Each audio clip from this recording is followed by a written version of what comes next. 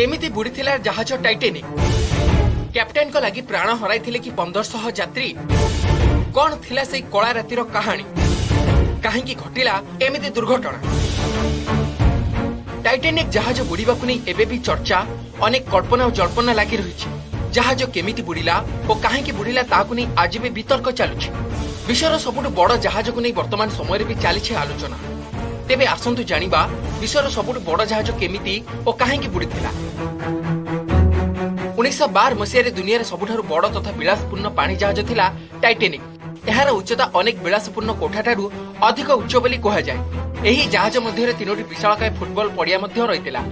जहाज को एमिति भाबरे निर्माण करा जायतिला जे जेपरि एका संगरे जहाज रे पाखापाखी 2024 जन लोक अति सहजरे यात्रा करि परिबे आउ अटलांटिक महासागर टाइटेनिक चलिला बेले एक छोट सहर भ्रम सृष्टि करिथाय विश्वर सबुठारु अधिक बेगरे यात्रा करि पारे टाइटेनिक केवल एतिक नुहे बरम एथिरे लागितिबा हॉर्न प्राय 15 किलोमीटर पर्यंत सुना जाए जहाज निर्माण करिवार दायित्व एक ब्रिटिश कंपनी नैतिला पाखापाखी 3000 रु अधिक श्रमिक एहाकु निर्माण करिवारे लागिथिले एते बड़ जहाज तैयारी करू करू 9 श्रमिकंकर जीवन जाइथिबा सह 40 श्रमिक पाखापाखी आहत मध्य होइतिले सेही समय 48 कोटी टंका व्यय टाइटेनिक को निर्माण करा जायथिला 40,000 टन परिवहन क्षमता रखिथिला एही विशालकाय जहाज आ जहाज चलिबाकु 4टी चिमिनी थिबा बेले एहा मध्यरु 3टी काम करूथबा बेले गोटिए केवल सौंदर्यकरण पई तैयारी होइतिला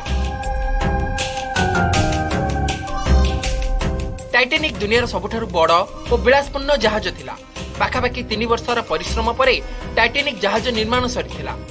1 एप्रिल 1912 मसीह प्रथम थर लगी समुद्र को टाइटेनिक प्रवेश करथिला एहा परे 2 एप्रिल 1912 मसीह यात्रा पई टाइटेनिक को ग्रीन सिग्नल मिलथिला विशाल और विलासपूर्ण लगे इतिहास रे निज ना लिखि सारिथिला टाइटेनिक निजर यात्रा पूर्व बेस लोकप्रियता हासिल करथिला टाइटेनिक जहाज रे ए बी और सी क्लास कक्ष रहितला प्रथम श्रेणी यात्रा पई सही समय रे जनक पिछा 2,70,000 टंका देबाकू पड़ुथला सेही परि भाबरे द्वितीय श्रेणी यात्रा बाबत को लाख टंका एवं तृतीय श्रेणी यात्रा करिबाकू 2,000 टंका देबाकू पड़ुथला यात्री लागि जहाज मध्य जोगठारु आरंभ करी स्विमिंग पूल व्यवस्था भी करा जायतिला एहा सह जहाज रे दामिकिया रेस्टोरेंट रहितला जेउठारे सुस्वादु आमिष और निरामिष खाद्य यात्री पई परसा जाउतला केवल एतिक नुहे टाइटेनिक रे लाइब्रेरी ठो आरंभ करी लिफ्ट पर्यंत सबु व्यवस्था रहितला निजर प्रथम यात्रा इंग्लैंड ठो अमेरिका रहितला ए जहाज प्रथम दफा रे 2200 रु अधिक यात्री को नै निजर यात्रा आरंभ करितला विश्वर सबुठु बड़ जहाज जहाज रे थिबा समस्त यात्री बेस खुशी थिले कारण विलासपूर्ण जहाज रे विलासमय शहर को यात्रा करुथला जहाज टाइटेनिक एते विशालकाय जहाज थिला जे दिन को प्राय 825 टन कोयला जहाज चलिबा लागि दरकार पडुथला पाग भल थिबारु जहाज को निर्धारित स्पीड रो अधिक नेबा लागि जहाज रे जने ऑफिसर निर्देश देथिले तेबे 1912 14 एप्रिल रविवार राति रे समुद्र बेस शांत थिला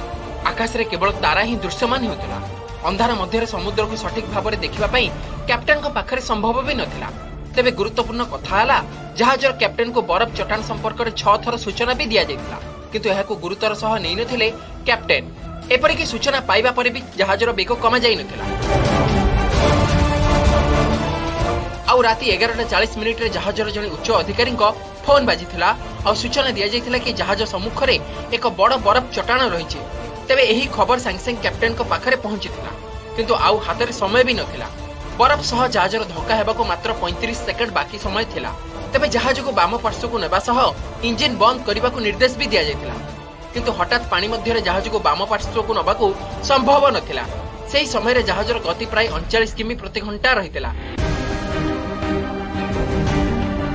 आ चाउ चाउ बरफ सह धक्का खाइथिला विश्वर सबुठु बड़ तथा विलासपूर्ण जहाज बरफ सह धक्का देबा परे जहाज रे अनेक स्थान रे क्षुद्र कणा सृष्टि होई जायतिला एहा फଳରେ जहाजर तଳ कोठरे धीरे धीरे पानी पसि जायतिला विलंबित राति होइथिबारु अधिकांश यात्री सोई सारिथिले तेबे दुर्घटना परे लाइफ बोट पाखु जिबाकू यात्री को कुहा जायतिला सबठारु बड़ कथा हला जहाज रे कम संख्यक लाइफ बोट थिला जहाज केबे बुडीबो नाही बोली विश्वास रखी बोट संख्या कम थिला परे लाइफ बोट रे लोकन को स्थानांतर करबा आरंभ होइतिला किंतु लाइफ बोट रे भी बहुत कम संख्यार लोक जायतिबा कुहा जाय किंतु जहाज बुडीबा पर्यंत उपस्थित थिबा म्यूजिशियन म्यूजिक बजाउथिले किंतु दुखर विषय कौन से संगीतकार को बचा जाई पारि नथिला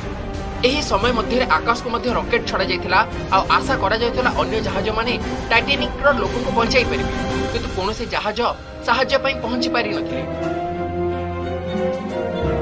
ଆଉ ଦେଖୁ ଦେଖୁ ଆଣ୍ଟଲାଣ୍ଟିକରେ ବୁଡ଼ି ଯାଇଥିଲା ଟାଇଟାନିକ୍। ସମୁଦ୍ର ମଝିରେ ଦୁଇ ଖଣ୍ଡ ହୋଇଯାଇଥିଲା ଜାହାଜ। ଆଉ ଠିକ୍ ରାତି 2:20 ସମୁଦ୍ର ମଧ୍ୟରେ ପୁରା ବୁଡ଼ି ଯାଇଥିଲା ଟାଇଟାନିକ୍ ଜାହାଜ।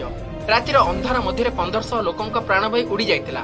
ଲାଇଫ୍ ଜ୍ୟାକେଟ୍ ଥିବା ପରେ ବି ଅତ୍ୟଧିକ ଥଣ୍ଡା ହେତୁ ଅନେକ ପ୍ରାଣ ହରାଇଥିଲେ। ତେବେ କେବେ ବି ବୁଡ଼ିବ ନାହିଁ କୁହାଯାଉଥିବା ଟାଇଟାନିକ୍ ଜାହାଜ ଯେ ନିଜର ପ୍ରଥମ ଯାତ୍ରାରେ ଏମିତି ଭୟାନକ ଦୁର୍ଘଟଣା ସାମ୍ନା କରିବ ତାହା କେହି କେବେ ବିଶ୍ୱାସ କରିପାରିନଥିଲେ।